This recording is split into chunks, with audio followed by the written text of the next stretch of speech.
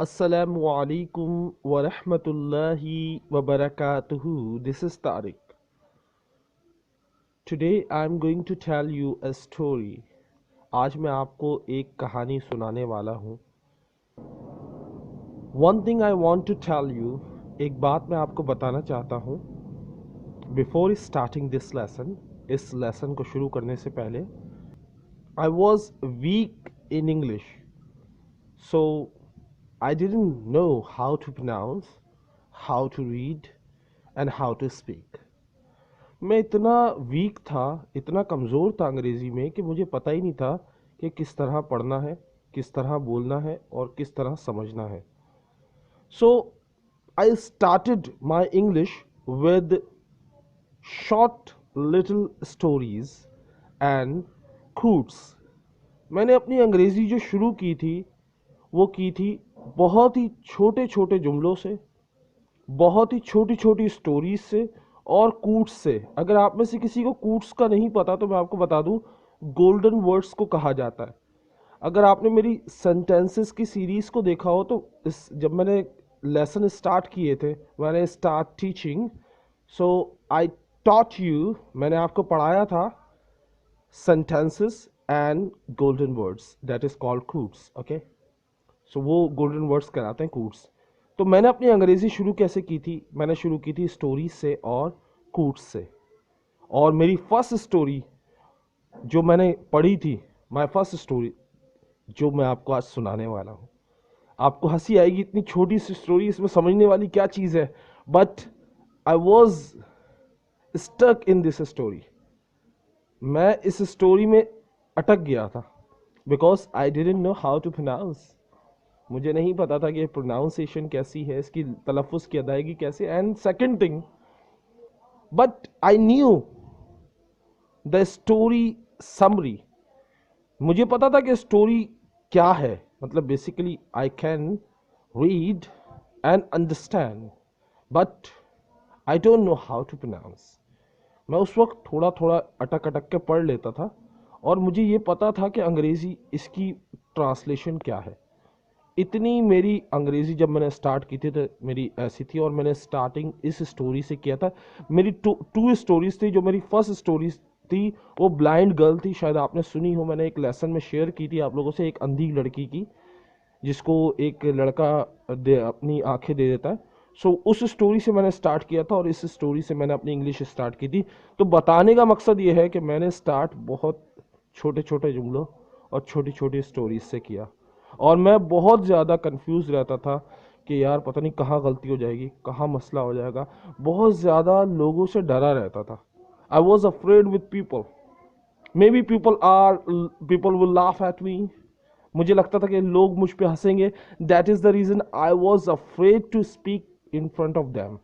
मैं डरा रहता था उनके सामने बोलने से अंग्रेज़ी, क्योंकि मुझे डर था कि they will take out my mistake, कि वो मेरी मिस्टेक निकाल लेंगे. So that is the reason I didn't speak in front of anyone. तो मैं किसी के सामने बोल ही नहीं पाता था. जब मुझे डर लगा रहता लोग मुझ पे हंसेंगे तो मैं कैसे बोलूँगा.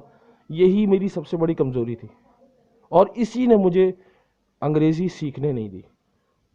आपने ये नहीं करना, आपने डरना नहीं है. मेरे कितने स्टूडेंट्स हैं जो मुझे रोज़ सबक सुनाते हैं. उनका लहजा ऐसा होता है कि आप सुने तो आप बोलेंगे ये अंग्रेज़ी नहीं है तो उर्दू है, क्योंकि मैं लहजे पे नहीं जाता. फर्स्ट उनको बोलना तो आए.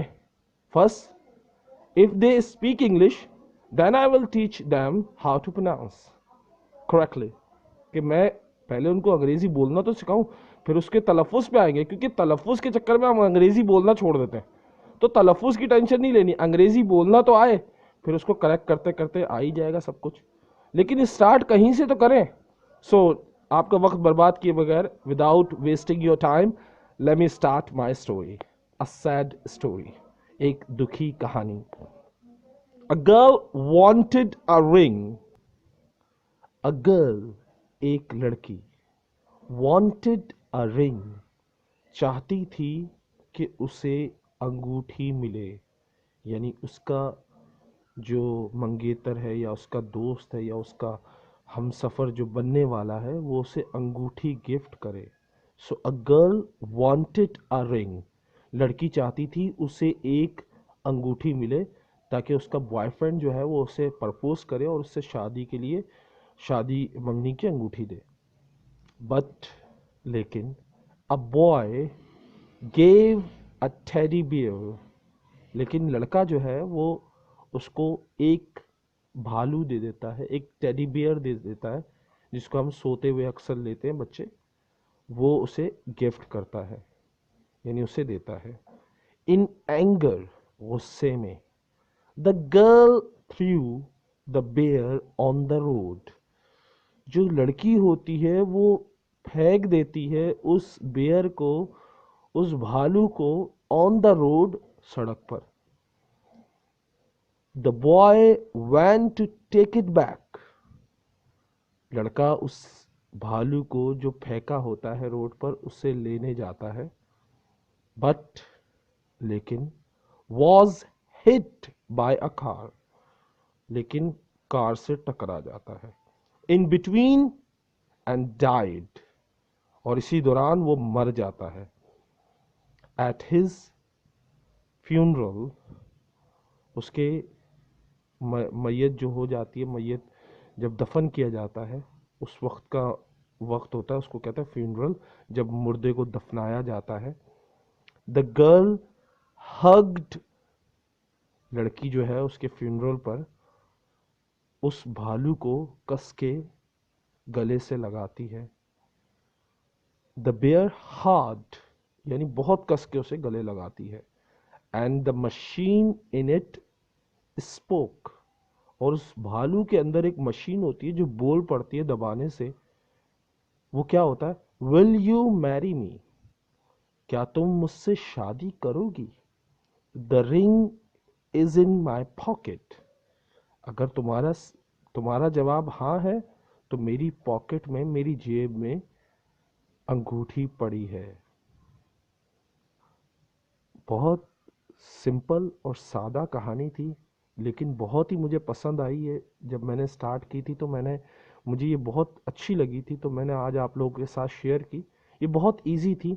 सो I hope you like it. मैं उम्मीद करता हूँ आपको पसंद आई होगी। लेकिन मेन चीज़ है कि आपने आज क्या क्या नए वर्ड्स सीखे, क्या क्या नए नए फ्रेजेस सीखे। That is the most important thing. ये अहम है कि आपने आज सीखा क्या है। जस्ट लाइक यहाँ पे है went to take it back, किसी चीज़ को वापस लेने जाना। Okay, hit by a car, किसी कार से टकराना। These called phrases, English phrases. Okay, so आपने इन फ्रेजेस को अपनी फ्रेजल बुक में, यानी फ्रेजेस बुक में लिखना है, जहाँ पे आप एफर्टलेस इंग्लिश का कोर्स कर रहे हैं, उस रजिस्टर में आप नोट कर लें, ताकि आने वाले वक्त में ये आपके काम आएगा। जाने से पहले एक रिक्वेस्ट करूँगा, I have one request, please share and subscribe my channel, and don't forget to like and share. Okay, Allah Hafiz, take care, bye.